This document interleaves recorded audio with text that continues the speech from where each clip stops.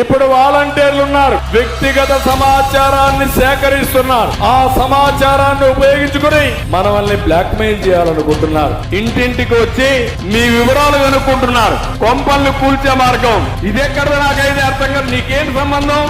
5,000 రూపాయలతో మీరు ఏం ఉద్యోగం? అది గోను సంచులు మోసే ఉద్యోగం. ఎప్పుడంటే అప్పుడు ఇండ్లకు వెళ్ళడం, డే టైం మగవాళ్ళు ఉండరు, వెలిపితలు. ప్రియమైన పింఛన్దారులారా, మీ ఈ పరిస్థితికి కారణం టీడీపీయే.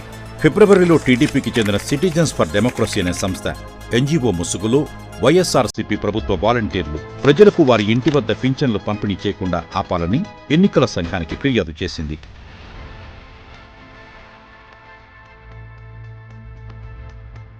మార్చి 30 వాలంటీర్లు ప్రభుత్వ పథకాలు, సంక్షేమ ప్రయోజనాలు మరియు సంబంధిత కార్యకలాపాలను మీ ఇంటి వద్దకు అందించకుండా నిషేధిస్తూ ఏసీఐ ఉత్తర్వులు జారీ చేసింది. ఈ నిర్ణయంతో నెలవారీ పింఛన్ పంపిణీ కార్యక్రమం పూర్తిగా నిలిచిపోయింది.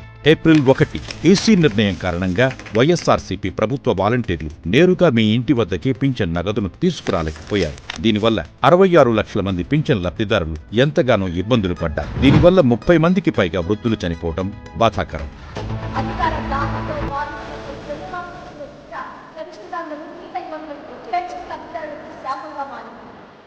ఏప్రిల్ 2 పింఛన్ సొమ్మును సకాలంలో అందజేయాల్సిన అవసరాన్ని గుర్తించిన జగన్ ప్రభుత్వం గ్రామ, వార్డు సచివాలయాల వద్ద పంపిణీ ప్రక్రియను ప్రారంభించింది. ఇప్పుడు మళ్లీ మే 2వ తేదీన వైఎస్ఆర్సీపీ ప్రభుత్వ వాలంటీర్లు పింఛన్ డబ్బుల పంపిణీ కోసం మీ ఇంటి వద్దకు రాలేదు.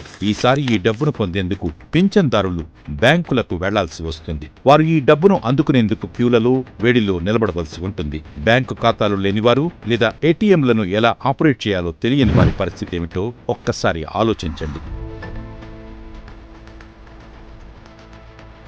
మీ జీవితాలతో చెలగాటమాడేది చంద్రబాబు. చంద్రబాబు ఓడిపోతామనే భయం, అభద్రతా భావంతో ఉన్నారు. అధికారాన్ని తిరిగి పొందాలనే తపనతో ఉన్నారు. ఇలాంటి పరిస్థితుల్లో మనం చనిపోయినా పట్టించుకునేవాడి లేడు. వారి రాజకీయాల లబ్ధే వారికి ముఖ్యం. మాకు ఇప్పుడు దాకా 5 సంవత్సరాల నుంచి కూడా పెన్షన్లు ఇంటికి వచ్చి ముసలోళ్ళు కూడా పక్కన కూర్చొని కూడా పెన్షన్లు ఇచ్చిన రోజులు ఉన్నాయండి. 5 సంవత్సరాల్లోనే మా బతుకులు కొట్టకుండా మాకు జగన్ గారు ఇచ్చిన వాలంటీర్లు పెట్టి మాకు డబ్బులు ఇప్పించండి. అంతేగాని చంద్రబాబు నాయుడు గారు ఇలా చేయడం ధర్మం కాదు.